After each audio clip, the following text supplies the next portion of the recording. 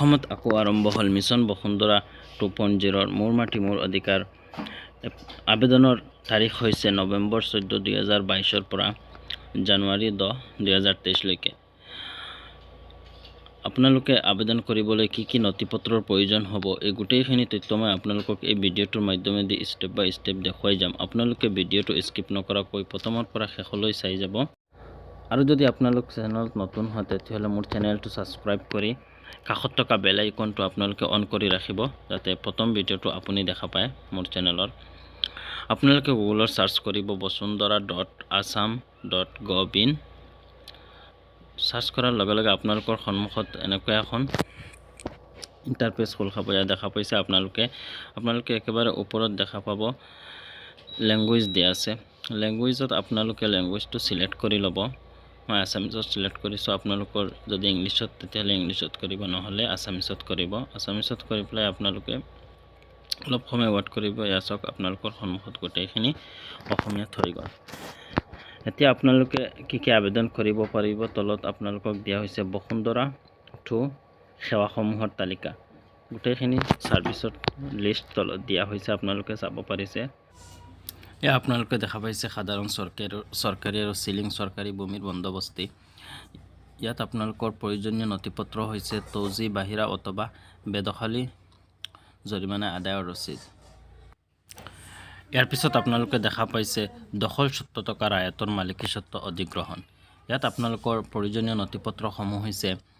গাঁও প্ৰদানৰ প্ৰমাণপত্ৰ নিকটাত্মীয় উত্তৰাধিকাৰীৰ সন্দৰ্ভত তাৰ পিছত আপুনি 2 নম্বৰত দেখা পাইছে শেহতীয়া ভূমিৰ ৰাজহ ৰচিদ চৰকাৰৰ দ্বাৰা জাৰি কৰা ৰায়তি খতিয়ানৰ প্ৰতিলিপি এইখিনি নথিপত্ৰ আপোনালোকৰ লাগিব ইয়াৰ পিছত আপোনালোকে দেখা পাইছে বিশেষ খেতিৰ বাবে খিলঞ্জীয়া লোকক বন্দবস্তি অৰ্থাৎ বিশেষ খেতি হৈছে চাহ কফি ৰবৰৰ বাবে এইবিলাকৰ বাবে প্ৰয়োজনীয় নথিপত্ৰ হৈছে আপোনালোকৰ খেতিৰ বোৰ্ড পঞ্জীয়ন প্ৰমাণপত্ৰ তৌজি বাহিৰা অথবা বেদখলী জৰিমনা আদায়ৰ ৰচিদ এইখিনি নথিপত্ৰ লাগিব আপোনালোকৰ ইয়াৰ পিছত আপোনালোকে দেখা পাইছে জনজাতীয় সম্প্ৰদায়ৰ প্ৰত্যেক বংশগত মাটিৰ বন্দবস্তি ইয়াৰ বাবে আপোনালোকৰ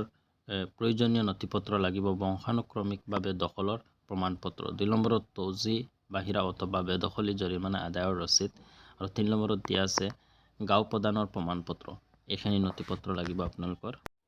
ইয়াৰ পিছত আপোনালোকে দেখা পাইছে হস্তান্তৰিত একচনা পট্টাৰ ভূমিৰ বণ্টন ইয়াৰ বাবে প্ৰয়োজনীয় নথিপত্ৰসমূহ হৈছে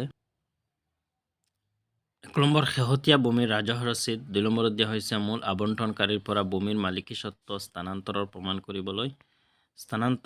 কৰিবলৈ যিকোনো সমৰ্থনকাৰীৰ দস্তাবেজ ইয়াৰ পিছত আপোনালোকে দেখা পাইছে গোচৰণীয় পটাৰ বৃত্তিমূলক চৰণীয় পটাৰৰ বন্দবস্তি ইয়াৰ বাবে প্ৰয়োজনীয় নথিপত্ৰ হৈছে তৌজি বাহিৰা অথবা বেদখলী জৰিমনা আদায়ৰ ৰচিদ আৰু জানুৱাৰী 1 2011 চনৰ আগতে প্ৰশাসনিক আদেশ আৰু এয়া দেখা পাইছে আপোনালোকে অনলাইন যোগে মাটিৰ খাজনা পৰিশোধ কৰিব পাৰিব আৰু অনলাইন যোগে মাটিৰ খাজনা পৰিশোধ কৰিব আপোনালোকে পুৰানা খাজনা ৰচিদখন লগত লৈ যাব লাগিব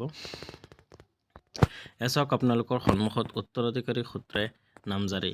ইয়াৰ বাবে আপোনালোকৰ প্ৰয়োজনীয় নথিপত্ৰ লাগিব মৃত পাট্টাদাৰৰ মৃত্যুৰ প্ৰমাণপত্ৰ নিকটাত্মীয়ৰ প্ৰমাণপত্ৰ অথবা গাঁও প্ৰধান ৱাৰ্ড সদস্য নগৰসমূহৰ কাৰ্যবাহী বিষয়াৰ পৰা প্ৰমাণপত্ৰ অথবা ইচ্ছাপত্ৰৰ ক্ষেত্ৰত উপযুক্ত ন্যায়ালয়ৰ পৰা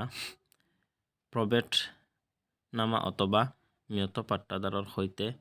আবেদনকাৰীৰ সম্পৰ্ক উল্লেখ কৰা হালফনামা তাৰ পিছত আপোনালোকে 3 নম্বৰত দেখা পাইছে নামজাৰি নিবিচাৰা নিকটাত্মীয়ৰ সন্মতি যদিহে থাকে ইয়াৰ পিছত আপোনালোকে দেখা পাইছে দলিল সূত্ৰে নামজাৰিৰ বাবে আপোনালোকৰ প্ৰয়োজনীয় নথিপত্ৰ হৈছে মূল পঞ্জীকৃত দলিলৰ প্ৰতিলিপি অথবা হস্তান্তৰণ চুক্তিৰ প্ৰমাণিত প্ৰতিলিপি এটো বাধ্যতামূলক ইয়াৰ পিছত 2 নম্বৰত দিয়া আছে মাটি বিক্ৰীৰ বাবে আপত্তিহীনতাৰ প্ৰমাণপত্ৰৰ প্ৰতিলিপি এটো বাধ্যতামূলক ইয়াৰ পিছত আপোনালোকে দেখা পাইছে বিবাদবিহীন বাটৰুৱা ইয়াৰ বাবে প্ৰয়োজনীয় নথিপত্ৰ হৈছে জবানবন্দীৰ প্ৰতিলিপি প্ৰিয় ভিউয়াৰ্স আপোনালোকে মোৰ চেনেলটো সাবস্ক্ৰাইব কৰি ৰাখিব মই বসুন্ধৰাৰ যোগেদি আপোনালোকে কেনেকৈ কোনটো বিষয়ত আবেদন কৰিব পাৰে এই গোটেইখিনি তথ্য মই আপোনালোকক দেখুৱাই যাম। গতিকে আপোনালোকে মোৰ চেনেলটো ছাবস্ক্ৰাইব কৰি ৰাখিব আৰু কাষত থকা বেল আইকনটো অন কৰি ৰাখিব যাতে মই আপলোড কৰা প্ৰথম ভিডিঅ'টো আপোনালৈ যায়। এতিয়া চাওক আপোনালোকে এবিঘাতকৈ কম ভূমি কৃষিভূমিৰ পৰা অকৃষি ভূমিলৈ পুনৰ পৰিৱৰ্তন। ইয়াৰ বাবে প্ৰয়োজনীয় নথিপত্ৰ হৈছে ভূমি ৰাজহ আদায়ৰ অদ্যাৱধি ৰচিদ। এই ৰচিদখন লাগিব। ইয়াৰ পিছত আপোনালোকে দেখিছে আবণ্টিত মাটি ম্যাদী পট্টালৈ পৰিৱৰ্তন। ইয়াৰ বাবে আপোনালোকৰ প্ৰয়োজনীয় নথিপত্ৰ হৈছে আবণ্টন প্ৰমাণপত্ৰ, ভূমি ৰাজহ আদায়ৰ অদ্যাৱধি ৰচিদ, তাৰপিছত আইনী উত্তৰাধিকাৰী দস্তাবেজ যদি মূল আবণ্টনকাৰী নহয়। ইয়াৰ পিছত আপোনালোকে দেখা পাইছে একচনীয়া পট্টাৰ পৰা ম্যাদী পট্টালৈ পৰিৱৰ্তন। ইয়াৰ বাবে প্ৰয়োজনীয় নথিপত্ৰ হৈছে আপোনাৰ ভূমি ৰাজহ আদায়ৰ অদ্যাৱধি ৰচিদ। তাৰপিছত আপোনালোকে দেখা পাইছে দখল স্বত্বত নথকা পাট্টাদাৰৰ নাম পাট্টাৰ পৰা কৰ্তন। ইয়াৰ বাবে আপুনি নথিপত্ৰ লাগিব জমানবন্দীৰ প্ৰতিলিপি। তাৰপিছত আপোনালোকে দেখা পাইছে পাট্টাদাৰৰ মোবাইল নম্বৰ অদ্যাৱধীকৰণ। ইয়াৰ বাবে প্ৰয়োজনীয় নথিপত্ৰ হৈছে আপোনালোকে ইয়াত দেখা পাব পৰিচয় প্ৰমাণ, passport, driving licence, PAN card, MG NREGA job card. যদি পট্টাত বা আপোনাৰ নাম ভুল থাকে তেতিয়া নাম সলনিৰ ক্ষেত্ৰত আপোনাৰ কি কি নথিপত্ৰৰ প্ৰয়োজন হ'ব। পৰিচয় প্ৰমাণ হিচাপে আপোনাৰ passport, driving licence, PAN card বা MG এনৰেগা জব কাৰ্ড এইখিনি আপোনালোকৰ লাগিব। তাৰপিছত আপুনি মাটি শুধৰণিৰ ক্ষেত্ৰত কি প্ৰমাণপত্ৰ লাগিব। ইয়াত চাওক জমানবন্দীৰ প্ৰতিলিপি আৰু ভূমি ৰাজহ আদায়ৰ অদ্যাৱধি ৰচিদ এইখিনি লাগিব। বন্ধু-বান্ধৱীসকল ভিডিঅ'টো আপোনালোকে শ্বেয়াৰ কৰিব আৰু চেনেলটো ছাবস্ক্ৰাইব কৰিব।